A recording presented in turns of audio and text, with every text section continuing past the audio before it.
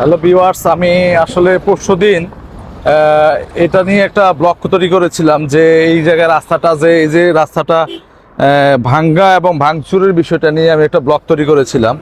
তো এই ব্লগটার প্রেক্ষিতে দেখেন, এই যে ডাম্পিং যেখানে দেখতে পাচ্ছেন আপনারা, এই যে এটা হচ্ছে ঢাকা সিলেট চট্টগ্রাম এবং সিলেট কুমিল্লার একটা মহাসড়ক। এখানে আমি এইখানে এই জায়গাটা নিয়ে একটা ব্লগ তৈরি করেছিলাম যে এইখানের যে রাস্তাটা আছে, এই রাস্তাটা আসলে দীর্ঘদিন যাবৎ ভাঙাচুরা অবস্থায় আছে, যার কারণে মানুষ চলাচল করতে পারতেছে না। তো এই আপনারা দেখতে পাচ্ছেন অবশ্য ব্লগটা। তো এই ব্লগটার প্রেক্ষিতে আল্লাহর রহমতে এই জায়গাটা সংস্কার করা হয়েছে, এই কাজটা করা হয়েছে।